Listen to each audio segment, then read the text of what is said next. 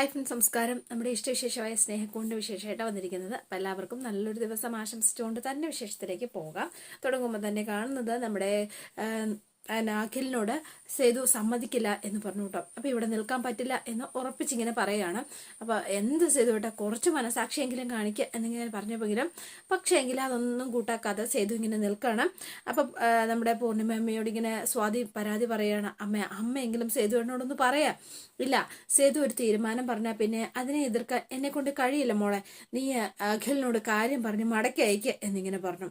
അവസാനം സ്വാതിക്ക് വേറെ നിവൃത്തിയൊന്നുമില്ല. അഖിലിനടുത്ത് എന്നിട്ട് I am sorry Akhil, I am really sorry എന്ന് പറഞ്ഞു. ഒന്നും മിണ്ടിയില്ല. അഖിൽ നേരെ പുറത്തേക്ക് ഇറങ്ങി അങ്ങ് പോവാണ് കേട്ടോ ചെയ്തത്. അപ്പൊ അഖിലിന് പുറത്തേക്ക് ഇറങ്ങിയപ്പോഴും ആകെ ടെൻഷനായിരുന്നു. കാരണം ചന്ദ്രകുമാർ ആകെ ശരിക്കും പറഞ്ഞാൽ തന്നെ ഒഴിവാക്കാനായിട്ടായിരുന്നു നോക്കിക്കൊണ്ടിരുന്നത്. അപ്പൊ അതോ ഇങ്ങനെ മനസ്സിലേക്ക് വരുവാണ് കേട്ടോ. പൊന്നുമടത്തിൽ കയറി അന്വേഷണത്തിന്റെ പുരോഗതി അത് വിലയിരുത്തണം, അങ്ങനെയെങ്കിൽ മാത്രമേ താൻ ഈ അന്വേഷണത്തിൽ തുടർന്നു പോകുകയുള്ളൂ എന്നാ പറഞ്ഞത്. അങ്ങനെയാണോ സാറ് തീരുമാനിച്ചത്? ഓർമ്മയില്ലേ സർ എന്നിങ്ങനെ ചോദിക്കുക. എന്ന് മാത്രം പറഞ്ഞു കേട്ടോ. അപ്പൊ ഇനി എന്ത് ചെയ്യും, എങ്ങനെ ഇവിടെ പിടിച്ചു നിൽക്കും എന്നറിയാതെ ആകെ വിഷമിച്ച് നിൽക്കുകയാണ്. ആകെയുള്ള ഒരു കച്ചിത്തുരുമ്പെന്ന് പറയുന്നത് നമ്മുടെ സ്വാതിയായിരുന്നു കേട്ടോ. അപ്പോൾ അതേ ഫോണിലേക്ക് കോള് വരികയാണ്. അപ്പോൾ കുറച്ചു നേരം അവിടെ നിന്നു. അതിനുശേഷം ഹലോ സർ എന്ന് പറഞ്ഞാണ്. എന്തായി അഖിൽ കാരണങ്ങൾ?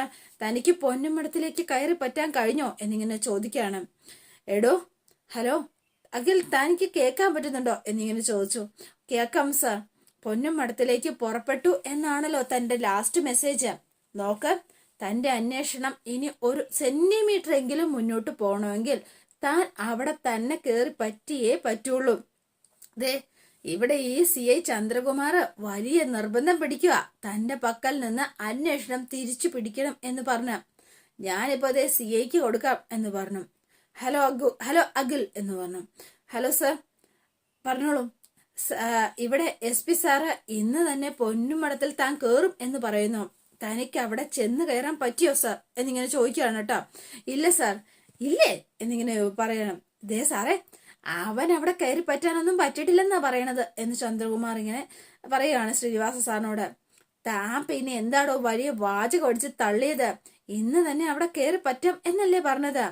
സർ, ഞാൻ അങ്ങനെ തന്നെയാ കരുതിയത്, പക്ഷെ അത് നടന്നില്ല സർ. അതിനർത്ഥം താൻ പരാജയപ്പെട്ടു എന്നാണോ? ഒരു കാര്യം ചെയ്, താൻ ഇങ്ങ് തിരിച്ചു പോന്നേര് എന്നിങ്ങനെ പറയാണ്. അല്ല, എന്നിട്ട് അന്വേഷണത്തിൽ നിന്ന് വേഗം ഒഴിവായേരെ, വേറെ മിടുക്കന്മാരെ ഞങ്ങൾ കേസൊക്കെ ഏൽപ്പിച്ചോളാം സർ എന്ന് വിളിച്ചു കൂട്ടും. എന്നിട്ട് ഫോൺ കട്ട് ചെയ്തു. ഞാൻ പറഞ്ഞതല്ലേ സർ, അവനെ കൊണ്ടൊന്നും കൂട്ടിയേ കൂടില്ലെന്ന്. ഒരു കാര്യം സാർ ഇനിയും നിർബന്ധിച്ച ഇനിയും അവനെ ഇടരുത്. ഇറ്റ്സ് എ റിക്വസ്റ്റ്, അത്ര മാത്രമേ ഉള്ളൂ സർ എന്ന് പറഞ്ഞു.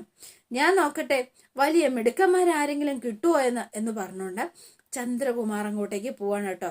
പക്ഷെ ശ്രീനിവാസ സാറിന് അത്ര വിശ്വാസമൊന്നുമില്ല. ഇയാളാള് പന്തിയല്ല എന്നറിയാം, എങ്കിലും കൂടെ കൂടിയിട്ടുണ്ട് എന്ന് മാത്രം. അപ്പൊ വിഷമിച്ച് അഖിലിങ്ങനെ നിൽക്കുകയാണ്. ഇനി എന്ത് ചെയ്യും എന്നറിയാതെ.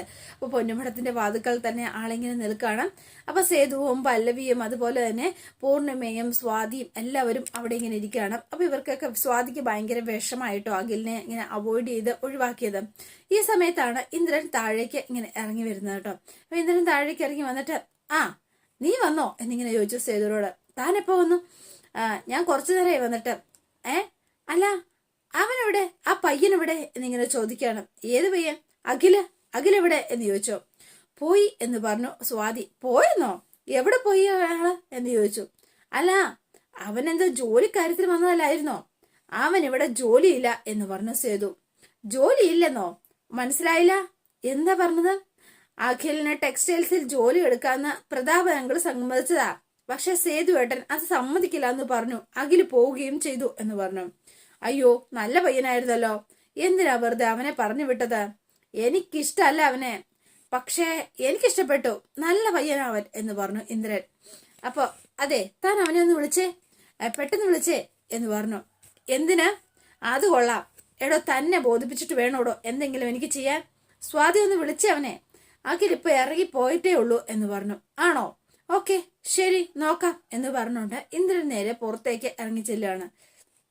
അപ്പൊ സേതുവും പല്ലവിയും ഒക്കെ ഇവിടെ നിൽപ്പുണ്ട്. അവരിങ്ങനെ നോക്കുകയാണ്. അപ്പൊ പോകാനായിട്ട് റെഡി ആയിട്ട് വണ്ടിയിലേക്ക് കയറാൻ തുടങ്ങുവാണോ അഖില്. വേറെ നിവൃത്തിയൊന്നുമില്ല, ഇനി ഇവിടെ നിന്നിട്ട് എന്ത് കാര്യം എന്നിങ്ങനെ വിചാരിച്ചിട്ടാണ് കേട്ടോ. അപ്പോഴാണ് ഇന്ദ്രന്റെ വരവ്. ഹലോ എന്ന് വിളിച്ചുകൊണ്ട്, ആ താൻ പോവാണോ എന്ന് ചോദിച്ചു. അതെ സർ, ഞാൻ പോവാണ്. ഇതുവാണ്, അല്ല ഇവിടെ ജോലി ഇല്ലാന്ന് പറഞ്ഞു അല്ലേ എന്ന് പറഞ്ഞു. ആ അതെ സർ. താൻ എന്ത് ജോലിയും ചെയ്യും എന്നല്ലേ പറഞ്ഞത്? അതെ, എന്ത് ജോലിയും ചെയ്യും. അല്ല, എന്തൊക്കെ ജോലി താൻ ചെയ്യും? എന്ത് ജോലി വേണമെങ്കിലും ചെയ്യാം. ഞാനൊരു എക്സ്പെർട്ട് ഡ്രൈവറാ. ഞാൻ അതിനേക്കാൾ എക്സ്പെർട്ട് ഡ്രൈവർ തന്നെയാ. അല്ലേ, ഞാൻ നന്നായി കുക്ക് ചെയ്യാം, വീടെല്ലാം ഞാൻ വൃത്തിയായി നോക്കും സർ എന്ന് പറഞ്ഞു. അതിനിവിടെ ബേബി ആന്റിയുണ്ട്. എങ്കിൽ പിന്നെ ഗാർഡനിങ്, ചെടികളുടെ നോട്ടം, പരിപാലനം അങ്ങനെയൊക്കെ. അതിന് മാത്രം ഇവിടെ എവിടെയാണോ ചെടിയുള്ളത്? സർ, ബാറ്റ്സ്മാൻ ഗേറ്റിൽ കിടന്ന് ഉറങ്ങാനായിട്ടാണോ? അതിന്റെ ആവശ്യവുമില്ല. പക്ഷേ സർ, ഞാൻ എന്ത് ചെയ്യാന്ന് സാർ എന്ന് പറഞ്ഞു. ഈ ഭൂമി മലയാളത്തിലെ സകല ജോലിയും പറഞ്ഞില്ലേ. പക്ഷേ എടോ, തനിക്ക് ഒരു കുഞ്ഞിനെ നോക്കാൻ പറ്റുമോ എന്ന് ചോദിച്ചു. എടോ, തന്നോടാ ചോദിച്ചത് ഒരു കുഞ്ഞിനെ നോക്കാൻ പറ്റുമോ എന്നാ ചോദിച്ചത്. പലപ്പോഴും എന്റെ കുഞ്ഞിന്റെ കാര്യം നോക്കാൻ ശ്രദ്ധിക്കാനും പറ്റണില്ല എനിക്ക്. കുട്ടിക്ക് പാല് കൊടുക്കണം, സ്നാങ്കി മാറ്റണം, പിന്നെ യൂറിൻ പാസ് ചെയ്ത ഷീറ്റും തുണിയും ഒക്കെ കഴുകണം. അങ്ങനെ പല ജോലികളുണ്ടല്ലോ. അതുകൊണ്ടാ ചോദിച്ചത്. അതിന് താൻ എന്നെ ഹെൽപ്പ് ചെയ്ത് കൂടെ ഒന്ന് നിൽക്കണം, പ്രധാനമായിട്ടും അത്. പിന്നെ ബാക്കി സമയം ഞാൻ പറയുന്ന എന്ത് ജോലിയും ചെയ്യണം. സമ്മതമാണെങ്കിൽ തന്നെ ഞാൻ അവിടെ അപ്പോയിന്റ് ചെയ്യാം എന്ന് പറഞ്ഞു. അല്ല സർ, ഞാനപ്പോ എവിടെയാ താമസിക്കാം? ഇവിടെ താമസിക്കും, ഈ പൊന്നുമിടത്തില് എന്റെ മുറിയിൽ താമസിക്കാം. എന്താ, അതുപോലെ എന്ന് ചോദിച്ചു. എന്താ, ഓക്കെ ആണോ? Double okay sir, double okay എന്ന് പറഞ്ഞ് കെട്ടിപ്പിടിക്കുകയാണ് ഇന്ദ്രനെ കേട്ടോ. അപ്പൊ സോറി സാർ, ഞാൻ അറിയാതെ സന്തോഷം കൊണ്ട് താങ്ക് യു സാർ എന്ന് പറഞ്ഞു. ശരി ശരി, താൻ ബാഗ് എടുത്തുകൊണ്ട് അകത്തേക്ക് വാ എന്ന് പറഞ്ഞു. അപ്പൊ അഖില് ഭയങ്കര സന്തോഷമായി, ആള് ഭയങ്കര ഹാപ്പി ആയിട്ടോ. എങ്ങനെയെങ്കിലും കയറി പറ്റണമെന്ന് വിചാരിച്ചപ്പോഴാണ് ദേ വരുന്നു സാർ എന്ന് പറഞ്ഞു. ബാഗും എടുത്ത് നേരെ ഇന്ദ്രന്റെ പുറകെ കയറി അങ്ങ് ചെല്ലുകയാണ് കേട്ടോ. അപ്പൊ സേതുവും സ്വാതിയും ബാക്കി എല്ലാവരും ഓടിരിപ്പുണ്ട്. ആ എത്തിയല്ലോ. അപ്പൊ അഖിലും കൂടെ പുറകെ പോന്നു കേട്ടോ. ഇവനെന്താ പിന്നെയും ഇങ്ങോട്ടേക്ക് എന്നിങ്ങനെ ചോദിച്ചു സേതു കലിപ്പിൽ ഇങ്ങനെ നിൽക്കാണ് കേട്ടോ. അപ്പൊ സ്വാതിക്ക് ഭയങ്കര സന്തോഷമായി അഖിലിന്റെ വരവ് കണ്ടിട്ട്. പൂർണിമാമയും ഒന്നും മിണ്ടാതെ ഇങ്ങനെ നിൽക്കാണ് കേട്ടോ. പല്ലവിയോടെ നിൽപ്പുണ്ട്. അപ്പൊ ഇവരിങ്ങനെ നിൽക്കുമ്പോ, ഇന്ദ്ര നീ എന്തിനാ ഇവനെ വിളിച്ചോണ്ട് ഇങ്ങോട്ട് വന്നത് എന്നിങ്ങനെ ചോദിച്ചു. അതെ, ഞാൻ അഖിലിനെ എന്റെ പേഴ്സണൽ സ്റ്റാഫായിട്ട് നിയമിച്ചിരിക്കുക എന്ന് പറഞ്ഞു. പെട്ടു, എന്റെ ദൈവമേ ഇവനെ കൊണ്ട്. അപ്പൊ സേതു ആകെ ഇതായി. എന്ത് ചെയ്യും? ദേ, എനിക്കിപ്പോ മോളുടെ കാര്യം നോക്കാൻ 24 hours തികയാൻ പറ്റാത്ത അവസ്ഥയാ. അതുകൊണ്ട് അപ്പൊ ഞാൻ വിചാരിച്ചു ഇവനെ എന്റെ കൂടെ തന്നെ നിർത്താമെന്ന്. ഇന്ദ്ര, ഇത് നടക്കില്ല, ഞാൻ സമ്മതിക്കില്ല. നിന്റെ സമ്മതമൊന്നും തൽക്കാലം എനിക്ക് വേണ്ടെങ്കിലോ എന്ന് പറഞ്ഞു സേതു. അമ്മേ, ഋതുവിന്റെ സ്വഭാവം അമ്മയ്ക്ക് അറിയാവല്ലോ. ആ സ്ഥിതിക്ക് എനിക്ക് ഈ വീട്ടിലൊരു ഹെൽപ്പ് ഉണ്ടായിരുന്നത് പല്ലവിയായിരുന്നു. പക്ഷേ കുഞ്ഞിനെ നോക്കാൻ പല്ലവിയെ അവൾ സമ്മതിക്കില്ല. അവൾക്ക് മുടിഞ്ഞ് സംശയം. ആ സ്ഥിതിക്ക് എനിക്ക് ആകെ ഈ ഒരു ഓപ്ഷൻ മാത്രമേ ഉള്ളൂ. അതുകൊണ്ട് ഞാൻ ഇനി തന്നെ കുഞ്ഞിന്റെ കാര്യം നോക്കി ബുദ്ധിമുട്ടണോ? കുഞ്ഞിന്റെ കാര്യത്തിനല്ലേ ഇന്ദ്രന്റെ ഇഷ്ടം പോലെ ചെയ്തോട്ടെ എന്ന് പറഞ്ഞു. അമ്മേ, അതൊന്നും പറ്റില്ല എന്ന് പറഞ്ഞ സേതു. എന്താ സേതു ഇത്? ടെക്സ്റ്റൈൽസിലെ കാര്യം നീ പറയുന്നത് പോലെ തന്നെ ഞാൻ ചെയ്തോ. ഇതിപ്പോ ഇന്ദ്രന്റെ മാത്രം കാര്യല്ലേ, അതിൽ നമ്മൾ അഭിപ്രായം പറയേണ്ട കാര്യമുണ്ടോ? അമ്മേ, ഇവിടെ കുഞ്ഞുങ്ങളെ നോക്കാൻ സ്ത്രീകളൊക്കെ ഉള്ളതല്ലേ. അതുകൊണ്ട് എനിക്ക് കുഞ്ഞിനെ നോക്കാനായിട്ട് ഒരു സ്ത്രീയെ വെക്കാൻ പറ്റുമോ? പറ. ഒരിക്കലും ഇല്ല. അപ്പൊ ദേ, ഇവൻ തോന്നിവാസം എന്തെങ്കിലും കാണിച്ച ഇവന്റെ കാല് അത് ഞാൻ തല്ലി ഒടിക്കും. അത്രേ ഇപ്പൊ തൽക്കാലം എനിക്ക് പറയാൻ പറ്റുമോ? ഇന്ദ്ര, സേതു, നിന്റെ പെങ്ങളില്ലേ ആ ഋതു, അവളെ പറഞ്ഞ് ഒന്ന് അനുസരിപ്പിച്ചു തരാൻ പറ്റുമോ നിനക്ക്? ഇല്ലല്ലോ. അപ്പൊ പിന്നെ നീ മിണ്ടാതിരിക്ക, എന്നെ ഒന്ന് വെറുതെ വിട്ടാരെ എന്ന് പറഞ്ഞു. എന്റെ കുഞ്ഞിന്റെ കാര്യമെങ്കിലും മര്യാദക്ക് ഞാനൊന്ന് നോക്കിക്കോട്ടെ എന്ന് പറയണം. അപ്പൊ പിന്നെ വേറെ ഓപ്ഷൻസ് ഒന്നും ഉണ്ടായിരുന്നില്ല.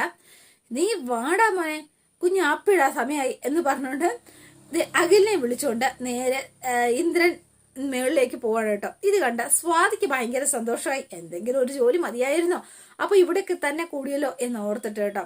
അപ്പം ഒന്നും മിണ്ടാതെ നിൽക്കുകയാണ് സേതുവിന് ഒന്നും ഒരഭിപ്രായം പറയാൻ അടി കിട്ടിയതുപോലായി.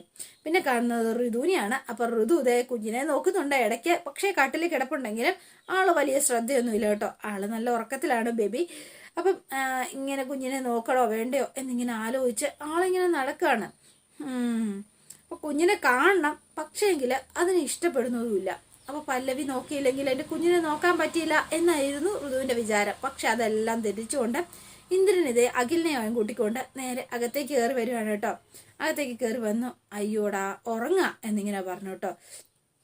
അതെ, പിന്നെ ഒരു കാര്യം പറഞ്ഞോട്ടെ അഖിലേ, ബാഗ് അവിടെ എവിടെയെങ്കിലും വെക്കടോ, ബാഗും തൂക്കി നിൽക്കുന്നത്. ഇയാൾ എന്താ ജിത്ത് ഇവിടെ എന്ന് ചോദിച്ചു. അത് പറയാൻ മറന്നു. ദേ, ഇനി മുതല് ഇവിടെയാ അവൻ താമസിക്കുന്നത്. ഇവിടെ താമസിക്കുന്നതെന്നോ? അതെങ്ങനെ ശരിയാകും എന്ന് ചോദിക്കുകയാണ്. അതെ, അഖിലിനെ ഞാൻ എന്റെ പേഴ്സണൽ അസിസ്റ്റന്റ് ആയിട്ട് നിയമിച്ചിരിക്കുക എന്ന് പറഞ്ഞു. എന്റെയും എന്റെ മോളുടെയും കാര്യങ്ങൾ നോക്കാൻ നിനക്ക് സാധിക്കില്ലല്ലോ.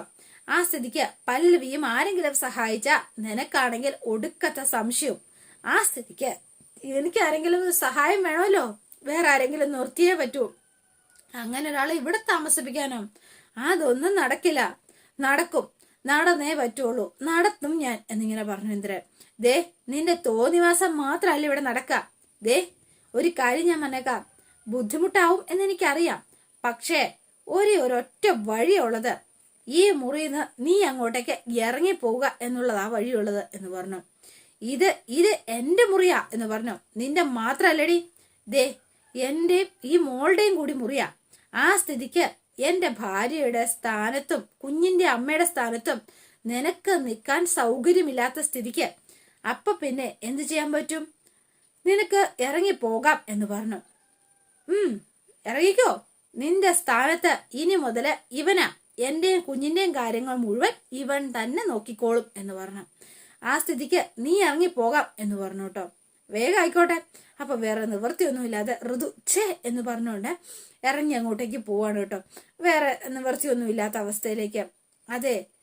അതെ പിന്നെ അവളുടെ സ്ഥാനത്താണ് നീ എന്ന് പറഞ്ഞ സ്ഥിതിക്ക് ഈ കട്ടിലെ കയറി കിടക്കാമെന്നൊന്നും വിചാരിക്കല്ലേ. വല്ല ഷീറ്റോ പായോ വിളിച്ച് തറയിൽ കിടന്നോണം. ഓ, അതിനിപ്പോ എന്താ സർ എന്നിങ്ങനെ ചോദിക്കുകയാണ് കേട്ടോ. അപ്പൊ ദേ മോളുടെ അടുത്ത് എന്നിങ്ങനെ ഇരിക്കുകയാണ് കേട്ടോ. അപ്പൊ മോളുട്ടി നല്ല ഉറക്കത്തിലാണ്. അപ്പോ ഇനിയാണ് ഇന്ദ്രന്റെ കളി. പക്ഷെ അഖിലാണെങ്കിലോ എങ്ങനെ കയറി പറ്റും എന്ന് ആലോചിച്ചിരുന്നപ്പോ ഒരു തുറുപ്പ് ചീട്ട് പോലെ ചന്ദ്രകുമാറിന് മുന്നിൽ ഷൈൻ ചെയ്യാൻ കിട്ടിയ ഒരവസരമായിട്ട് അത് വിനിയോഗിക്കുകയും ചെയ്തു. അപ്പൊ രാത്രിയായ സമയത്ത് അഖില് നേരെ നമ്മുടെ ശ്രീനിവാസ സാറിനെ വിളിക്കുകയാണ് കേട്ടോ. അഖില് നേരെ വിളിച്ചു. അപ്പം വേഗം തന്നെ ആള് ഫോൺ എടുത്തിട്ട് എന്തായി അഖിൽ, തന്റെ വിളിയും ഞാൻ പ്രതീക്ഷിച്ച ഇങ്ങനെ ഇരിക്കുകയായിരുന്നു എന്നിങ്ങനെ പറഞ്ഞു. Sir, hello sir, I am extremely sorry man. ചന്ദ്രകുമാറിന് വലിയ നിർബന്ധം പോലെയായിരുന്നു തന്റെ കാര്യം, തന്നെ അന്വേഷണത്തിൽ നിന്ന് മാറ്റണം എന്ന്. പക്ഷേ അടോ, കാര്യങ്ങൾ ഇത്രയൊക്കെ ആയിട്ട് തനിക്ക് പൊന്നുമഠത്തിലേക്ക് കയറാൻ പറ്റിയില്ലല്ലോ. അതുകൊണ്ട് എനിക്കൊരു സ്റ്റാൻഡ് എടുക്കാൻ കഴിഞ്ഞിട്ടില്ല എന്ന് പറഞ്ഞു. ആ സ്ഥിതിക്ക് അത് തന്നോടായതുകൊണ്ടാണ് ഞാനിപ്പോ ഇതിങ്ങനെ പറയുന്നത്. എനിക്കറിയാം സാർ, സാറിന്റെ സിറ്റുവേഷൻസ് ഒക്കെ.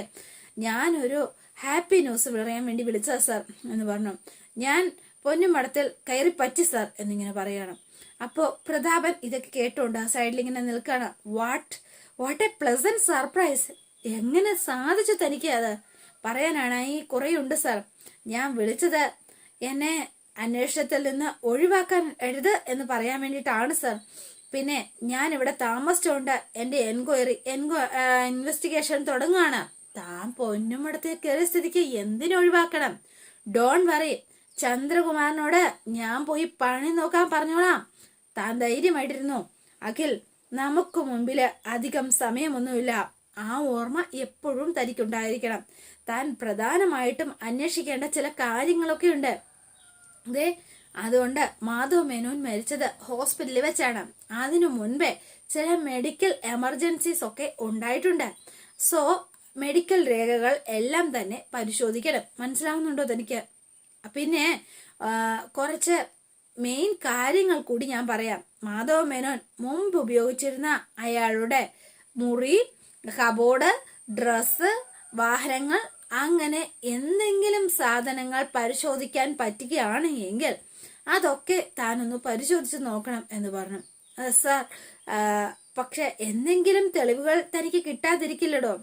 മുറി ചിലപ്പോൾ പരിശോധിക്കാൻ പറ്റിയേക്കും, പക്ഷെ മരിച്ചുപോയവരുടെ വസ്ത്രങ്ങളോ സാധനങ്ങളോ സൂക്ഷിച്ചു വെക്കുമെന്ന് സംശയമുണ്ട് സാർ എന്നിങ്ങനെ പറഞ്ഞു. അപ്പൊ പ്രതാപൻ ആകെ അപ്സെറ്റായിട്ട് ഇങ്ങനെ കേട്ടുകൊണ്ട് നിൽക്കുകയാണ് അവിടെ. ശ്രമിച്ചു നോക്ക്, എന്തെങ്കിലും എല്ലാ വഴിയിലൂടെയും ട്രൈ ചെയ്താൽ മാത്രമല്ലേ റിസൾട്ട് കിട്ടുള്ളൂ. തീർച്ചയായിട്ടും സാർ, സാർ പറഞ്ഞ കാര്യങ്ങൾ എന്റെ മനസ്സിലുണ്ട്. ആ സ്ഥിതിക്ക് ഞാൻ അതനുസരിച്ച് പെരുമാറിക്കോളാം എന്ന് പറഞ്ഞു. Okay, all the best my dear Akhil എന്ന് പറഞ്ഞു. Okay, thank you sir. അപ്പോഴേക്കും പ്രതാപൻ അങ്ങോട്ടേക്ക് എത്തുകയാണ് കേട്ടോ. പ്രതാപനെ കണ്ടപ്പോൾ വലിയ ഞട്ടലൊന്നും അഖിലുണ്ടായില്ല. തിരിഞ്ഞിങ്ങനെ നോക്കിയപ്പോൾ പ്രതാപൻ പുറകിൽ നിൽക്കുകയാണ്.